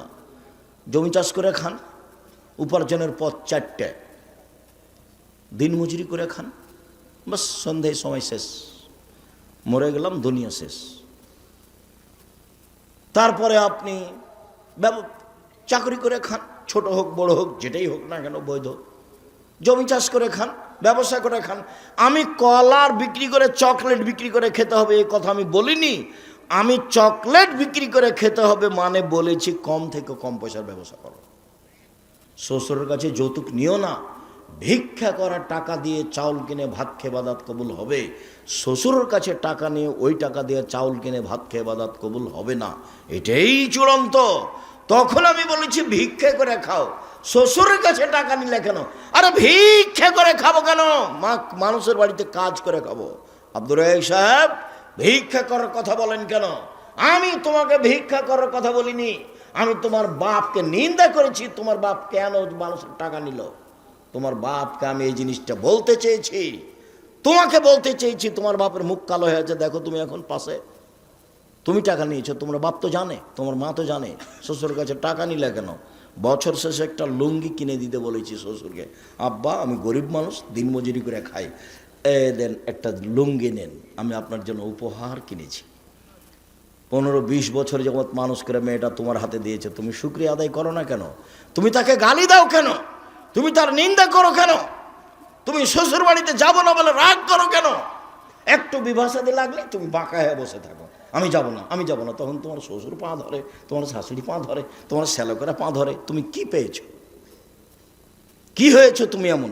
শ্বশুরের সাথে কথা বলো না, রাগ করে থাকো, কেন থাকবা? ভদ্র হতে শিখো, কাজ করে খেতে শিখো। ভদ্র হতে শিখো, কাজ করে খেতে শিখো। মানুষের বাড়িতে কাজ করে খালো, নিজের একটা গর্ব বহাল থাকবে। সম্মানিত দিনী ভাই বোন, বলছিলাম জেনা মহাপাপ। এরপরে যদি আল্লাহর দরবারে ক্ষমা চাই, ক্ষমা হয়ে যাবে ইনশাআল্লাহ। মানুষের বদনাম করে আল্লাহর দরবারে ক্ষমা চাইলে ক্ষমা হবে না।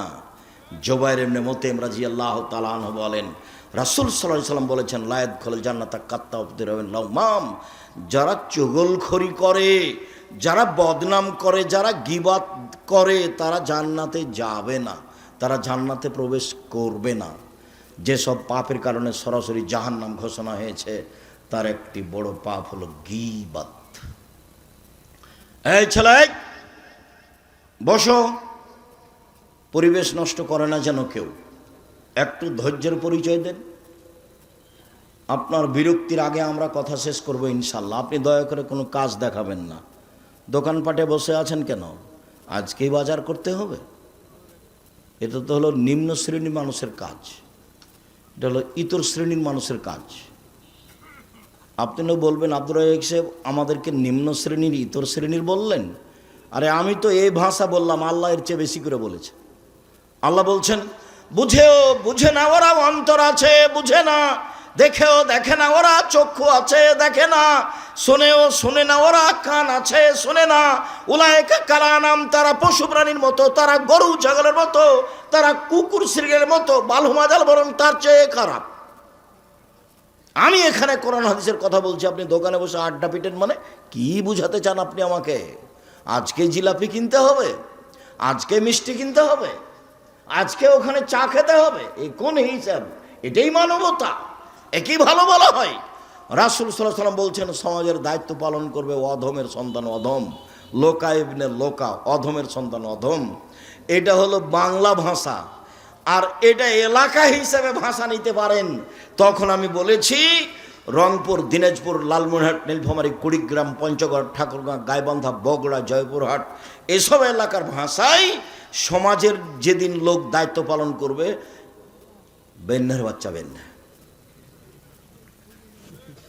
আর চাঁপাইনবাবগঞ্জ, রাজশাহীর ভাষায় ছোট লোকের বাচ্চা ছোট লোক। আমি এই কথা বলিনি, ভাষাটা আল্লাহ রাসূল বলেছেন, লোকা ইবনে লোকা, অধমের সন্তান অধম, নিম্ন শ্রেণীর সন্তান নিম্ন শ্রেণীর লোক। ঢাকার ভাষা আমি ভাষাটা বলতে পারলাম না, অমুকের পোলা অমুক, এই ভাষা আমি আপনার সামনে বলতে পারলাম না।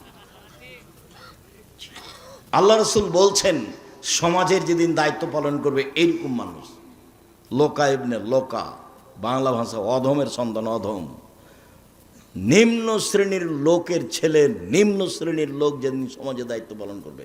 আমি কি করতে পারি? মুহাম্মদ সাল্লাল্লাহু আলাইহি ওয়াসাল্লাম এইভাবেই বলছে। একজন পল্লীর বেদুন মানুষ এসে বলছে, মাতা সাত, কিয়ামত কবে হবে? তখন আল্লাহ রাসূল বলছেন, এই যা উসাদাল আমর, এই যে জয়াতিল আমানাত ফান্দাজের সাত, যেদিন 10 পয়সা ধ্বংস করা হবে সেদিন কিয়ামত হবে। তখন পল্লীর অশিক্ষিত মানুষ বলছেন যে 10 পয়সা ধ্বংস করা হলে কিয়ামত হবে, এই ভাষা আমি বুঝতে পারলাম না। তখন আল্লাহ রাসূল বলছেন, এই যা উসাদাল আমর ইলা গায়রি আহলি ফান্দাজের সাত, যেদিন দায়িত্ব অযোগ্য মানুষের হাতে তুলে দেওয়া হবে সেদিন কিয়ামত হবে। হেডমাস্টার অযোগ্য, হেড মাওলানা অযোগ্য, প্রিন্সিপাল অযোগ্য, ভাইস চ্যান্সেলর অযোগ্য, জেল সুপার অযোগ্য, মেম্বার, চেয়ারম্যান, এমপি, মন্ত্রী, ডিসি, এডিসি, দায়িত্বশীল, যে যেখানে দায়িত্ব পালন করে যখন অযোগ্য হবে তখন কিয়ামত হবে। সবাই আত্মসাৎ করবে, টাকা মেরে খাবে, সেদিন কিয়ামত হবে। দেখেন, মরণ একদিন আসবে, বইয়ে বইয়ে বিস্তারিত লিখে রেখেছি সব। জেনা এমন ভাবে বেড়ে যাবে, এত হারাজুল হেমারো, এতাহারাজুনা তাহারুজাল হিমারে, গাধা যেমন গাধীর সাথে মিলে লজ্জা বোঝে না, ষাঁড় যেমন গাভীর সাথে মিলে লজ্জা জানে না, মানুষ সেদিন খোলা মাঠে জেনা করবে, লজ্জা বুঝবে না। জেনা মানুষের কাছে পাপের কাজ নয়। 3টা পাপের কারণে ভূমিকম্প হবে, ভূমিকম্পে মানুষ আতঙ্কিত। 3টা পাপের কারণে ভূমিকম্প হবে। 3টা পাপের কারণে সন্ধ্যায় ছিল মানুষ, সকালে হবে শোর বানর, সন্ধ্যায় থাকবে মানুষ, সকালে হবে শুক্র বানর। সব সমস্যা নেমে আসবে 3টা পাপের কারণে। এক, এই যে সারিবুল খমুরা, মানুষ যখন নেশাদার দ্রব্য পান করবে তখন 3টা বিপদ নেমে আসবে। তার একটা হলো ভূমিকম্প। 2, জাহরাতুল কায়নাত, মেয়েরা যখন নাচবে, সব মোবাইলে মেয়ে নাচে, সব দোকানে মেয়ে নাচে, প্রায় সব বাড়িতে মেয়ে নাচে, প্রায় সব ঘরে মেয়ে নাচে। ভূমিকম্প তো স্বাভাবিক ব্যাপার। মেয়েরা যখন নাচবে তখন ভূমিকম্প হবে। যারা মোবিল মাসেব, যখন বাদ্যযন্ত্র বাজবে, সব মোবাইলে বাজনা বাজে, সব দোকানেই বাজনা বাজে, প্রায় সব বাড়িতে বাজনা বাজে। ভূমিকম্প দেরি হচ্ছে, এটাই আলহামদুলিল্লাহ। রাসূল সাল্লাল্লাহু আলাইহি ওয়াসাল্লামের কথা অনুপাতে দেরি হওয়ার কথা নয়। সম্মানিত দিনী ভাই বোন, বলছিলাম রাসূল সাল্লাল্লাহু আলাইহি ওয়াসাল্লাম বললেন, হালতাদুল্লাহ মাল গিবাত, সঙ্গী সাথী বলতে পারো গিবাত কাকে বলে? সঙ্গী সাথী বলতে পারো গিবাত কাকে বলে? সঙ্গী সাথী বলতে পারো গিবাত কাকে বলে? তখন আল্লাহ রসুল বলছেন, সাহাবীগণ বলছেন, আল্লাহ রসুল আলাম, আল্লাহ এবং আল্লাহ রসুল ভালো জানেন গিবাত কাকে বলে, আমরা বলতে পারছি না। তখন আল্লাহ রসুল বলছেন, জিক্রুকা আখাকা বিমাকরাহ, তুমি তোমার ভাইয়ের কথা বলছো, ও যদি শুনতে পাই, তাকে যদি খারাপ লাগে, এটাই হলো গীবত। শোনো, তুমি কারো কথা বলছো, ও যদি শুনতে পাই, তাকে যদি খারাপ লাগে, এটাই হলো গীবত। আল্লাহ রসুলের মুখের ভাষা। আল্লাহ রসুল গীবতের সংজ্ঞা দিচ্ছেন। পৃথিবীর মানুষ শুনে রেখো, তুমি কারো কথা বলছো, ও যদি শুনতে পাই, তাকে যদি খারাপ লাগে, এটাই হলো গীবত। এই পর্যন্ত আল্লাহ রসুল বলতেই সাহাবিগণ বলে উঠলেন, আরে তাই ইনকানা ফিয়া মাকুলো, আল্লাহ রসুলও যদি চুরি করে থাকে, আমি বলি চোর, তাহলেও কি গীবত? আল্লাহ রসুলও যদি জেনা করে থাকে, আমি বলি জেনাকার, তাহলে কি গীবত?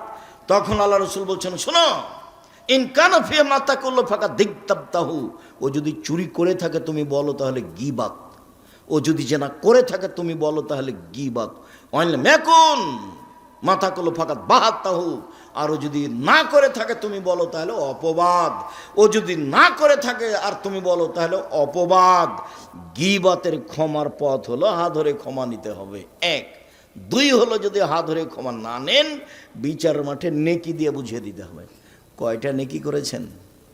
আব্দুর হিসাব যখন নেকি থাকবে না, তখন কি হবে? তখন আল্লাহ রসুল বলেছেন, ওর পাপ গীবত পরিমাণ নিতে হবে, দিয়ে ও জান্নাতে চলে যাবে, আর এ যাবে জাহান্নামে। এটা বিচারের পদ্ধতি। আর যদি অপবাদ হয়, তাহলে 80 লাঠি। যদি অপবাদ হয়, তাহলে কত লাঠি? 80 লাঠি ছাড়া আপনি পবিত্র হবেন না। কেন আপনি দোকানে বসতে গেলেন? আপনাকে আমি কতবার বলেছি, দোকানের সামনে যাবেন, আসসালামু আলাইকুম, আহমাদ লবণ আছে? জি আছে, 1 কেজি লবণ দাও। আহমাদ মরিচ আছে? জি আছে, 200 মরিচ দাও। বাস নেওয়া শেষে, টাকা দেওয়া শেষে, আসসালামু আলাইকুম। ওখানে আপনি বসলেন কেন? আপনাকে যে আমি বলেছি, 2 জন যেখানে বসে আছে সেখানে বসবেন না। আর আপনার বাড়িতে কোনো মহিলা মানুষ গেছে ধান চাউল কর্জ নিতে, তখন গিয়েই বলছে, আর শুনেছো বুবু, চাঁপে নওমজের ভাষা, এখন এই সিরাজগঞ্জে বুবু বলে কি না আমি জানি না, শুনেছো বুবু, এই ঘটনায় অমুক মেয়ের কথা শুনেছ? তখন আপনার স্ত্রী বলে, চুপ থাকেন, মুখ খুলবেন না। মানুষের বদনাম করেন কেন? আর একবার মুখ খুললে আপনাকে আমি চাউল কর্জ দেব না, জান। আর আপনার ওই স্ত্রীর যদি স্বভাব হয়, কি বলো তো, একটু বসেলে, আরে বসো, পরে আগে বলো না, তাহলে কি হবে? গীবত আবার শুনতে ভালো লাগে। আর যে শত্রু পক্ষ, ওর যদি গীবত হয়, আরো ভালো লাগে। আর এমন শান্তি পায়, ও যদি বিপদে পড়ে, তাহলে বলে ঠিক হয়েছে। বিপদগ্রস্ত ব্যক্তি যদি শত্রু হয়, তাহলে খুব খুশি। আমি নিজে চোখে গরু জবাই করতে দেখেছি, যে খুশি হয়েছে তা কি জবাই করতে দেখেছি? গরু জবাই করতে দেখেছি। কেন? ও বিপদে পড়েছে সেই জন্য। আর 2 ভাই গন্ডগোল করে ঢেঁকি কেটে ভাগ করে নিচ্ছে, এটা আমার চোখের সামনে। ঢেঁকি কেটে কি করেছে? ভাগ করে নিয়েছে। 2 ভাই দিন রাত স্বামী স্ত্রী খেলে ওর বদনাম করে, নিজের ভাইয়ের ঝগড়াতে এভাবে বলছে। তখন আমি পাশে দাঁড়িয়ে, গ্রামের ছেলেপিলা মানুষ আমরা দৌড়ে গেছি যে বাড়িতে ঝগড়া হচ্ছে, তখন বলছে থাম থাম, আমি তো এখান থেকে চলে যাব, আমার ভাগটা এমন লোকের কাছে বিক্রি করব যে তোকে গুতাতে পারে। অথচ আল্লাহ রসুল বলছেন, নিজের ভাই যখন বলবে জমি আমি কিনবো না, তুমি যার কাছে ইচ্ছা বিক্রি করো, তখন তুমি অন্যের কাছে বিক্রি করতে পাবা, তাছাড়া তোমার বিক্রি নিষেধ। কথা মুহাম্মদ সাল্লাল্লাহু আলাইহি ওয়াসাল্লাম বলছে। কথা বুঝাতে পারিনি, আর একবার বলি। আমাদের গ্রামের ওই লোকটা বলছে ওর ভাইকে ঝগড়াই যে শোন, আমি তো এখান থেকে চলে যাব, তা আমার জমির ভাগটা তোকে দিব না, এমন মানুষের কাছে বিক্রি করব যে মানুষ তোকে কি করতে পারে, গোতাতে পারে, উচিত শিক্ষা দিতে পারে। অথচ আল্লাহ রসুল বলেছেন যে ভাই ভাইয়ের ভাগ বিক্রি করতে পাবে না ভাইকে না বলে। যখন ভাই বলবে ঠিক আছে ভাই আমি তোমার ভাগ কিনতে পারছি না, যেখানে ইচ্ছে সেখানে বিক্রি করো, তখনই অন্যের জায়গাতে বিক্রি করো, অন্যের কাছে বিক্রি হতো, যা বিক্রি নিষেধ। কিভাবে বদনাম গড়ে উঠছে সমাজে, দল করলে, সংগঠন করলে, দলাদলি করলে, মারামারি করলে এটা হবে একবারে গীবাত বদনামের বন্যা। আমি বসে আছি, হঠাৎ করে ওই সাংবাদিক ঢুকেছে প্রতিষ্ঠানে।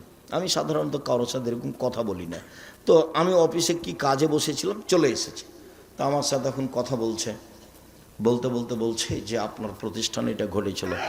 তখন আমি বলছি সেই কথা এখন কেন, ভিক্ষা করে খেতে পারেন না, এই কাজ করতে কেন এসেছেন? সাংবাদিকতায় হারাম। সাংবাদিকদের কাজই হলো মিথ্যা কথা কি করা, প্রকাশ করা। একটু পরে বলছি দেখেন মিথ্যা কথা প্রকাশ করা কত কঠিন। আল্লাহ তাআলা বলছেন ওয়ালা তাজাসসু, পৃথিবীর মানুষ তোমরা দোষ ত্রুটি উদ্ঘাটন করো না। দোষ ত্রুটি উদ্ঘাটন করা চিরদিনের জন্য হারাম। তিনি বলছেন ওয়ালা তাহাসসু, মানুষের গোপন কথা কান লাগিয়ে শোনো না। যারা মানুষের গোপন কথা কান লাগিয়ে শোনে তাদের কানে বিচারের মাঠে তামা সীসাকে গলিয়ে জাহান্নামের আগুনে গলে কানে ঢেলে দেওয়া হবে। মানুষের গোপন কথা শোনা হারাম, মানুষের দোষ ত্রুটি উদ্ঘাটন করা হারাম। রাসূল সাল্লাল্লাহু আলাইহি ওয়াসাল্লাম বলেন মান সাতারা মুসলিমান সাতারাহুল্লাহু ফিদ দুনিয়া ওয়াল আখিরাহ, কেউ যদি মানুষের দোষ ত্রুটি দুনিয়াতে ঢেকে রাখে, আল্লাহ বিচারের মাঠে তার দোষ ত্রুটি ঢেকে রাখবেন। এক মিনিট এদিকে লক্ষ্য করেন, এই ছেলে ঘুমিয়ে আছো নাকি, এদিকে লক্ষ্য করো। আল্লাহ তাআলা বিচারের মাঠে একজন পাপীকে নিয়ে আসবেন, নিয়ে এসে তারা বাহু দিয়ে আড় করে রাখবেন, কাউকে দেখতে দিবেন না, দিয়ে তার আমলনামাটার সামনে ধরে বলবেন দেখো তো এগুলো কি তোমার পাপ? ওদিকে আড় করে আছে, কেউ যেন দেখতে না পায়। আল্লাহ বলছেন এভাবে, দেখো তো এটি কি তোমার পাপ? তখনও বলবে জি এগুলি আমার পাপ। তখন আল্লাহ বলবেন তুমি কি মনে করো আমার ফেরেশতারা অন্যায় লিখেছে? তখনও বলবে জি না জি না, আমি এটা বলি না যে ফেরেশতারা অন্যায় লিখেছে। তখন আল্লাহ বলবেন তুমি আমাকে কিছু বলতে চাও? তখন লোকটা বলবে জি না আমি কিছু বলতে চাই না। তখন আল্লাহ বলবেন শোনো, তোমার একটা ভালো অভ্যাস ছিল, তুমি মানুষের দোষ ত্রুটি ঢেকে রাখতে। তুমি মানুষের দোষ ত্রুটি ঢেকে রাখতে পারো, আমি আল্লাহ হয়ে তোমার দোষ ত্রুটি ঢেকে রাখতে পারি না। যাও তোমার বিচার হবে না, তোমাকে মাফ করে দিলাম। বলেন সাংবাদিকের কি হবে? ওর আর কোনো রুজির পথ নেই। আমি ভিক্ষে করে খেতে বলছি, এটা তো একটা গতি, আমার দিনমজুরি করে খাবে। আরো দুনিয়াতে অনেক পথ আছে। চকলেট বিক্রি করেই খেতে হবে তা তো নয়, কলা বিক্রি করে খাবে, জুতা স্যান্ডেল বিক্রি করে খাবে, কাপড় চোপড় বিক্রি করে খাবে, অনেক পথ আছে উপার্জনের। এই অটো চালানোর চেয়ে, অটো দিয়ে রাস্তা ঘেরার চেয়ে ব্যবসা করা ভালো। জুতা স্যান্ডেল রাস্তায় বিক্রি করো, অত রিক্সের উপরে বোঝা নিতে গেলে কেন? ছোট থেকে ছোট ব্যবসা করো। সত্যবাদী বিশ্বস্ত ব্যবসায়ীরা কোটিপতি, জান্নাত কিনবে কোটি টাকার ব্যবসা করে। আমি জান্নাত কিনবো জুতা স্যান্ডেল বিক্রি করে ফুটপাতে। আমি বিশ্বস্ত, 10 টাকা দিয়ে জুতা কিনেছি, 12 টাকা বিক্রি করব, 40 টাকা বিক্রি করব না। ঢাকা বাইতুল মুকাররমে চতুর্দিকে জুমার দিন জিনিস বিক্রি হয়, কাপড় চোপড়। একজন বলছে পাঞ্জাবি, তখন আর এক বলছে 3000। একজন বলছে পাঞ্জাবি, তখন আর একজন বলছে 3000। তার মানে সন্ধ্যা পর্যন্ত পাঞ্জাবি বিক্রি হলো 3,000 টাকা করে। এখন দুইজন বাড়ি যাচ্ছে আর বলছে যে পাঞ্জাবিগুলোর দাম 300 করে রে, 3,000 করে বিক্রি করেছি। তো এইভাবে ফাঁকি দিয়েছে। আপনি 3 মাস পরে গিয়ে দেখেন আর দোকানও নাই, লোকটাও নাই, কিছুই থাকবে না। মিথ্যা কথায় ফাঁকি দিয়ে ব্যবসা করলে এমনি হারাবে, ওটা রাসূল বলেছেন। এখানে যেমন বলেছেন সত্যবাদী বিশ্বস্ত ব্যবসায়ীরা নবীদের সাথে থাকবে, ওটাও তো এমন বলেছেন মিথ্যা কথা ফাঁকি দিয়ে ব্যবসা করলে সব কিছুই হারাবে। সম্মানিত দিনী ভাই বোন, রাসূল সাল্লাল্লাহু আলাইহি ওয়াসাল্লাম বলেন, লা তুজুল মুসলিমিনা, পৃথিবীর মানুষ তোমরা মুসলমানকে কষ্ট দিও না, ওয়ালা তুয়াইরু, তাদের নিন্দা করো না, ওয়ালা তাত্তাবিউ আওরাতিহিম, তোমরা মানুষের পিছনে পড়ো না। মাইয়াত্তাবিউ আওরাত আখিল মুসলিম, পৃথিবীর কোনো মানুষ যদি কোনো মানুষের পিছনে পড়ে, বদনামের পিছনে পড়ে, ইত্তাবিল্লাহ আওরাতাহু, তাহলে আল্লাহ তার পিছনে পড়ে যাবেন। ওমাই ইত্তাবিউ আওরাতাহু ইয়াবজাহু ওয়ালাউ কানা ফি জাওফির আলী, আর যার বিরুদ্ধে আল্লাহ চলে গেছেন আল্লাহ তাকে অপমান করেই ছাড়বেন। ও যদি মানুষের বদনাম করার পরে ওর বাহনের পেটের ভিতরে ঢুকে যায়, একটা মানুষের বদনাম করার পরে ও তার উটের পেটের ভিতরে ঢুকে গেছে, কথার কথা পাথরের মধ্যে ঢুকে গেছে, তবু আল্লাহ সেখানে কি করবেন, তাকে অপমান করেই ছাড়বেন।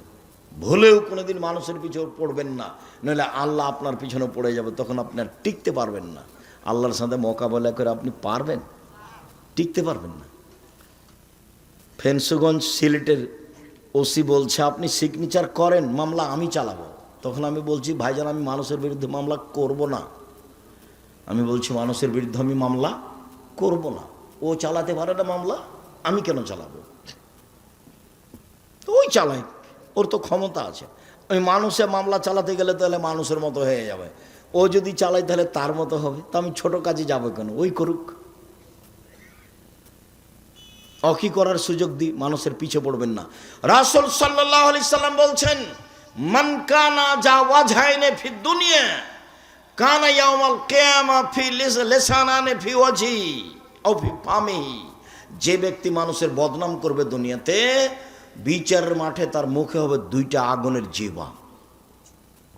যে ব্যক্তি মানুষের বদনাম করবে দুনিয়াতে, তার মুখে হবে বিচারের মাঠে 2টা আগুনের জিহ্বা, এক মুখে 2টা জিহ্বা। আনাস রাদিয়াল্লাহু তাআলা আনহু বলেন, একদা রাসূল সাল্লাল্লাহু আলাইহি সাল্লাম বললেন, জিবরাইল আমাকে উপরে নিয়ে যাচ্ছেন। আল্লাহ নবী বলছেন, জিবরাইল আমাকে উপরে নিয়ে যাচ্ছেন। হঠাৎ দেখি অনেক মানুষ, তাদের লম্বা লম্বা তামার নখ, একমে শুনো জুহম, নখ দিয়ে একবারে মুখের উপরে খামচা মেরে গোস্ত তুলে ফেলছে, আবার নখ দিয়ে বুকের উপরে খামচা মেরে এইসব গোস্ত তুলে ফেলছে। আল্লাহ রাসূল বলছেন, জিবরাইল মান হাউলাই, এরা কি, একই কথা, এরা কারা? তারা কেন তাদের নিজের নখ দিয়ে মুখের গোস্ত তুলে ফেলছে, কেন নিজের বুকের গোস্ত তুলে ফেলছে কেন জিবরাইল, ঘটনা কি?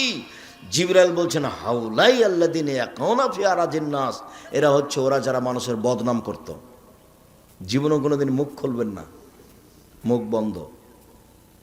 বাঁচার পথ তিনটে, বাঁচার পথ তিনটে।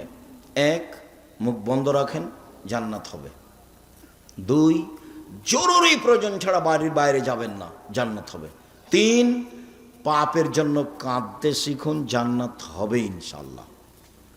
রাসূল সাল্লাল্লাহু আলাইহি সাল্লাম বলেছেন, গাভীর বাঁট ওলান থেকে চাপ দিয়ে দুধ বের করে ভিতরে ঢোকানো যায় না, যেমন আল্লাহর ভয়ে কাঁদে যে সে জাহান্নামে যাবে না তেমন।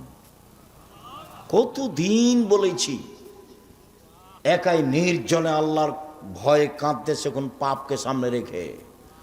যার চোখের পানি আল্লাহর ভয়ে ঝরে, ওর গাভীর বাঁটে আবার দুধটা ঢোকানো যেমন অসম্ভব, দহন করার পরে তার জাহান্নামে যাওয়া তেমনি অসম্ভব। এ কথা আমি বলিনি, এ কথা মুহাম্মদ সাল্লাল্লাহু আলাইহি সাল্লাম বলেছেন। তখন তিনি বললেন, পৃথিবীর মানুষ, জাহান্নাম থেকে বাঁচার 3টা পথ। 1, মুখ বন্ধ রেখো, ভালো কথা ছাড়া মুখে ব্যবহার করো না। 2, জরুরি প্রয়োজন ছাড়া বাড়ির বাইরে যাও না। আপনি তো ভাত খাওয়ার পরে হাতটাই ভালো করে মুছেন না, খালি চলে যাচ্ছেন দোকানের দিকে, ওখানে গল্প করবেন। সেই জন্য আপনার চরিত্র কেউ না বুঝলে আপনি তো বুঝেন। দোকানে বসে থাকতে আপনাকে ভালো লাগে, আর আপনি মুরব্বী মানুষ, কষ্ট নিয়েন না, আপনি আমার দিনী ভাই, আপনাকে আমি ভালোবাসি। আপনি বাড়িতে টিভি রেখেছেন, রাত 3টার সময় উঠেছেন তাহাজ্জুদ পড়বো বলে, দিয়ে অজু করে কষ্ট করে এখন জায়নামাজে দাঁড়াবেন, তখন মনটা চলে একটু দেখি টিভিটাতে কি আছে এই সময় একটু দেখি। যেমন টিপ দিয়েছেন তেমনি ভারতের ল্যাংটা মেয়ে চলে এসেছে বিশাল আকৃতিতে। তাহাজ্জুদ কোথায় হারিয়ে গেছে? মন দিয়ে চলে শয়তান, সবসময় শয়তান মনের উপরে চলে। মানুষের ভেতরে দুইটা জিনিস, একটা হলো আত্মা, পাপের আদেশ করে, আর একটা হলো আকল, বিবেক। ও বলে না করা হবে না, ও করা হবে না, সব সময় ঝগড়া করছে দুইজন। আত্মার আকল, আত্মার আকল, আত্মা। ইউসুফ আলাইহিস সালাম বলছেন ইন্না নাফসালা আমারাতু বিসসুই, আত্মা পাপের আদেশ করে। আমি বলি না নিখুঁত আমি, তবে আমি বলছি জুলাইখাকে জাতির সামনে ঘোষণা দিতে হবে আমি অন্যায় করেছি, ইউসুফ করেনি। যখন জেলে বলতে গেল, ডাকতে যাওয়া হলো, ইউসুফ আপনাকে দেশের সরকার ডেকেছে, আপনি জেল থেকে বের হন, তখন ইউসুফ আলাইহিস সালাম বলছে জি না, আমি জেল থেকে বের হব কেন? আগে জুলাইখাকে জাতির সামনে ঘোষণা দিতে হবে আমি অন্যায় করেছি, ইউসুফ করেনি। যতক্ষণ পর্যন্ত খোলা মাঠে জুলাইখা ঘোষণা না দিবে ততক্ষণ পর্যন্ত আমি ইউসুফ জেল থেকে বের হব না। যদিও ইন্না নাফসা আল্লাহ আমারাতু বিসসুই, মানুষের আত্মা পাপের আদেশ করে, মানুষের আত্মা পাপের আদেশ করে। আমি জুলাইখার সাথে অন্যায় করবো কি করবো না সেটা পরের কথা, তবে আগে জুলাইখাকে জাতির সামনে ঘোষণা দিতে হবে। ও বলেছে জুলাইখার স্বামীর সামনে, শোনেন, আমি আপনার অবর্তমানে আপনার আমানতের খেয়ানত করিনি, আমি বের হইনি কেন? আমি কেন বললাম লে আলামা আন্নাহুল্লাম এখন ফিল গাইবে, অদৃশ্যে জুলাইখার স্বামীর অবর্তমানে ইউসুফ অন্যায় করেছে, আমানতের খেয়ানত করেছে, এটা যেন বুঝে নিতে পারে যে আমি অন্যায় করিনি, আমি অন্যায় করিনি, আমি খেয়ানত করিনি আমানতের, আমি জুলাইখার সাথে অন্যায় করিনি। জাতির সামনে ঘোষণা না দেওয়া পর্যন্ত আমি জেল থেকে বের হব না। আমাদের নবী মুহাম্মদ সাল্লাল্লাহু আলাইহি সাল্লাম বলছেন ইউসুফের ধৈর্য আমার চেয়ে অনেক বেশি, ইউসুফের ধৈর্য আমার চেয়ে অনেক বেশি। আমি যদি 12 বছর জেলে থাকতাম আর যদি সরকারের পক্ষ থেকে আমাকে ডেকে পাঠানো হতো তাহলে আমি বলতাম চলো চলো চলো চলো। এই কথা মুহাম্মদ সাল্লাল্লাহু আলাইহি সাল্লাম বলছেন। তাই বলছেন যে ইউসুফের ধৈর্য আমার চেয়ে অনেক বেশি। ইউসুফ বলছেন জি না, আমি জেল থেকে বের হবো কেন, ওকে ঘোষণা দিতে বলো। তখন জুলাইখা নিজে ঘোষণা দিল জাতির সামনে আমি অন্যায় করেছি, ইউসুফ করেনি। তখন তিনি জেল থেকে বের হলেন। মেয়ে মানুষ বিপজ্জনক। আল্লাহ রাসূল বলছেন মা তারাক্তু বাদি ফিতনাতান আযহারা রিজালা মিনাস, আমার জীবনে ছাড়িনি কোনো বস্তু যেটা পুরুষের জন্য বেশি বিপজ্জনক হতে পারে নারীদের চেয়ে। আমার জীবনে ছাড়িনি কোনো বস্তু যেটা পুরুষের জন্য বিপজ্জনক হতে পারে নারীদের চেয়ে। নারী হচ্ছে পুরুষের জন্য সবচেয়ে বিপজ্জনক বস্তু। রাসূল সাল্লাল্লাহু আলাইহি ওয়াসাল্লাম বলেছেন ইন্নাল মারাতা তুকবালু ফি সূরাতি শায়তান ওয়া তুদবারু ফি সূরাতি শায়তান। মহিলারা শয়তানের বেশ ধরে আসে, মহিলারা শয়তানের বেশ ধরে যায়, মহিলারা শয়তানের বেশ ধরে আসে, মহিলারা শয়তানের বেশ ধরে যায়। শোনন দিনী বোন, আপনাকে আমি নিন্দা করতে আসিনি। আরে আপনাকে আমি শয়তান বলবো কেন? আপনাকে তো আমি খাদিজার মতো মনে করি, আপনাকে আমি আয়েশার মতো মনে করি। দেখবেন 1 মিনিট খাদিজা দেখবেন, আয়েশা 1 মিনিট দেখবেন, দেখায় আপনাকে 1 মিনিট এদিকে দেখেন। এই মেয়ে কথা বলছো কেন, চুপ থাকো। 1 মিনিট দেখায় আপনাকে খাদিজা কাকে বলে, আয়েশা কাকে বলে। এ দেখেন আয়েশা রাদিয়াল্লাহু তাআলা আনহা বলেন আমার ঘরে হলো আমার স্বামীর কবর, তখন আমি কবরের পাশে যাই, মাথায় কাপড় দিই না, অত খেয়াল করি না আমি, কেন এটা আমার স্বামীর কবর। কয়দিন পরে সেখানে কবর হলো আমার বাপের, তখন আমি এমনিতে যাই কবরের পাশে, কেন এটা আমার আব্বার কবর, এটা আমার স্বামীর কবর, আমি অত খেয়াল করি না। কয়দিন পরে সেখানে কবর হলো উমারের, আমি আয়েশা উমারের কবরকে লজ্জা করে, একজন বেগানা পুরুষের কবর আছে এখানে, সেদিন থেকে আমি মাথায় কাপড় না দিয়ে কবরের পাশে যাই না। আয়েশা রাদিয়াল্লাহু তাআলা আনহা কবরকে লজ্জা করেন, একজন বেগানা পুরুষের কবরকে লজ্জা করেন আয়েশা রাদিয়াল্লাহু তাআলা আনহা। আর আপনি এখন নগ্ন পোশাকে আছেন, ভ্যানিটি ব্যাগ ঘাড়ে আছে, ফ্যাশন বোরকা আছে, বলেন আমি কি বলতে পারি আপনাকে? নখ বড় আছে, নখে নেইল পালিশ আছে, কি বলতে পারি। এখন আমি নিরুপায় বলেছি যে তোমার বাপ নেই। তোমার বাপ যদি থাকতো তো এমন হলো কেন তুমি বলো। তখন আমি নিরুপায় বলেছি যে দেখেন বাপ কাকে বলে, পিতা কাকে বলে দেখেন। তাহলে আজকে 1 মিনিট বলি, এই ছেলেরা দেখো তো পিতা কাকে বলে। দেখো তো তুমি আজকে তোমার বাপকে চাচা বলে ডাকবে না আব্বা বলে ডাকবা, বিবেচনা করো। আমি নিশ্চিত জানি যে এটা তোমার আব্বা, এটা আমি জানি, কিন্তু আমি তোমাকে কেন বলছি যে এটাকে আর বাপ বলো না চাচা বলো, আমি দুঃখে বলেছি। কেন? তোমার আব্বাকে আমি বুঝাতে পারিনি যে বাপ কাকে বলে। 1 মিনিট।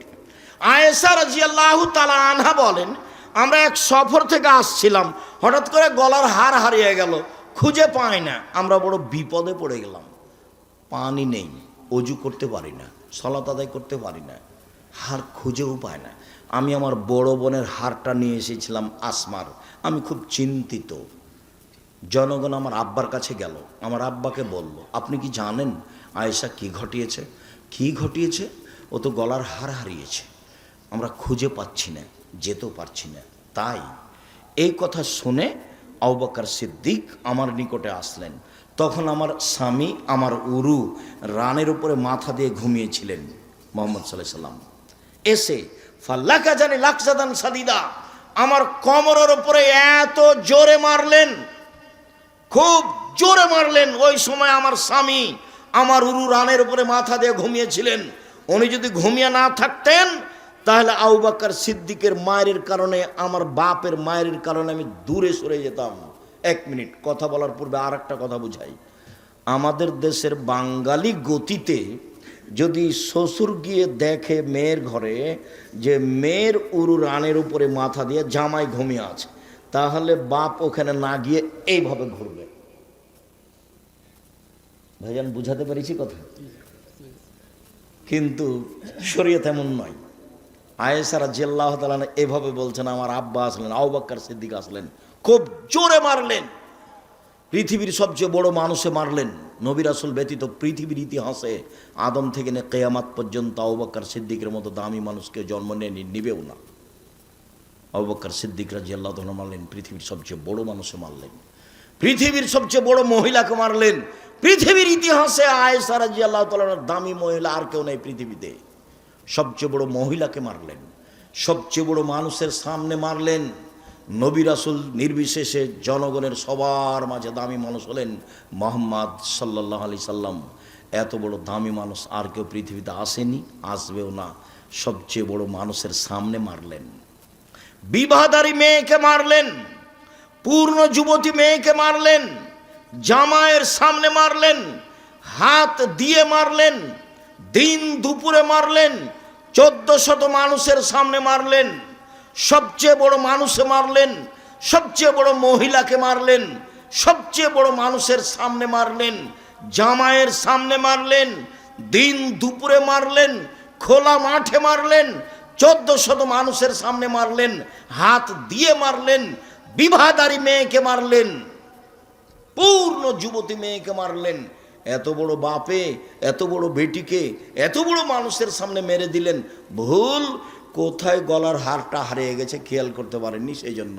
আর আপনার মেয়ে দিন রাত নখে নেইল পালিশ দিয়ে নখ বড় বড় করে ঘুরে আপনি ধমক দিতে পারেন না, আপনি আবার বাপ। ছিথু, আপনার মতো বাপ বেঁচে থাকা আমি আব্দুর রাজ্জাক বিন ইউসুফ চাইনি। আপনি মরে গেলে জামিয়া সালাফে আপনার ছেলে মেয়েকে লালন পালন করবে ইনশাআল্লাহ। 5000 ছেলে মেয়ের মধ্যে 519 জন আছে ইয়াতিম অসহায়। কালকে যদি আরও 500 জামিয়া সালাফে গিয়ে ঢোকে, লালন পালনের সমস্যা হবে না ইনশাআল্লাহ। আপনার মতো বাপ আমি বেঁচে থাকা চাইনি। আর যদি বেঁচে থাকতে চান তাহলে বাপের মতো হয়ে বেঁচে থাকেন। বাপ কাকে বলে? এই যে দেখেন, বাপ কাকে বলে? এই যে দেখেন, পৃথিবীর সবচেয়ে সেরা মহিলাকে পিটিয়ে দিলেন। মেয়ে কোনোদিন বাপের সামনে বড় হয় না, 7 ছেলের মা হলেও। মেয়ে মেয়ে, বাপ বাপই। আপনি যেভাবে বুঝেছেন শরীয়তে ভাবে নয়। আপনি ছেলে মেয়েকে যেভাবে লালন পালন করতে শিখছেন শরীয়তে ভাবে নয়। সম্মানিত দিনী ভাই বোন, রাসূল সাল্লাল্লাহু আলাইহি ওয়াসাল্লাম বলেছেন, আলোচনার শেষে চলে আসলাম, অনেক কথা থেকে গেল, রাসূলের কথার শেষে চলে আসলাম। তিনি বলেছেন, পৃথিবীর মানুষ যদি 2টা জিনিসের জিম্মেদারি নিতে পারে, আমি তার জান্নাতে নিয়ে যাওয়ার জন্য জিম্মেদারি নিলাম। এক, কেউ যদি মুখে কারো বদনাম না করে আমি তাকে জান্নাতে নিয়ে যাব। কিভাবে নিয়ে যাব সেটা আমার ব্যাপার। বুখারী মুসলিম। 2, কেউ যদি জেনায় লিপ্ত না হয় আমি মুহাম্মদ সাল্লাল্লাহু আলাইহি ওয়াসাল্লাম তাকে জান্নাতে নিয়ে যাব। কিভাবে নিয়ে যাব সেটা আমার ব্যাপার। তাকে জিজ্ঞাসা করা হলো, আল্লাহ নবী, সবচেয়ে মানুষ বেশি বেশি জাহান্নামে যায় কেন, কিভাবে? তখন তিনি বললেন, আল ফারজ আল ফাম, মুখের কারণে মানুষ বেশি বেশি জাহান্নামে যাবে, আর লজ্জা স্থানের কারণে মানুষ বেশি বেশি জাহান্নামে যাবে।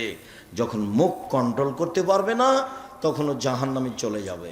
একদা রাসূল সাল্লাল্লাহু আলাইহি ওয়াসাল্লাম বললেন, সঙ্গী সাথী বলতে পারো মানুষকে পিছন দিক থেকে ধাক্কা মারে জাহান্নামে নিক্ষেপ করে কি? সঙ্গী সাথী বলতে পারো মানুষকে পিছন দিক থেকে ধাক্কা মারে জাহান্নামে নিক্ষেপ করে কি? সঙ্গী সাথী বলতে পারো মানুষকে পিছন দিক থেকে ধাক্কা মারে জাহান্নামে নিক্ষেপ করে কি? এ কথা বলতে বলতে ফাঁকা জেলেসা নাও, জিভাটা ধরে নিয়েছে, নিজের জিভা জিভা মানুষকে পিছন দিক থেকে ধাক্কা মারে জাহান্নামে নিক্ষেপ করে। বলেন আর দোকানে বসবেন কিনা? বলেন কারো আর বদনাম করবেন কিনা? দল সংগঠন করে আর একজনের বদনাম করে পরকাল হারায়েন না। নিজে উপার্জন করেন, প্রয়োজনে দিন মজুরি করে নিজে উপার্জন করে নিজে খাই। আমার আব্বা বলতেন, আমার নিজের আব্বার কথা বলছি, আমার আব্বা বলতেন, বেটা কারোর টিনের বাড়ি দেখে তুমি যদি খড়ের বাড়ি জ্বালিয়ে দাও তোমাকে থাকতে দেবে না, তো তোমার খড়ের বাড়িটাই তোমাকে কি করতে হবে? মূল্যায়ন করতে হবে। আর একজনের পিছনে পড়ে দিন হ্যাঁ করে ঘুরে ঘুরে বেড়াবা আর আর মানুষের বদনাম করবা, আর ওকে বলবে অমুকের চরিত্র ফুলের মতো পবিত্র, তাহলে তুমি জান্নাত পেয়ে যাওয়া অত সহজ হয়ে গেল?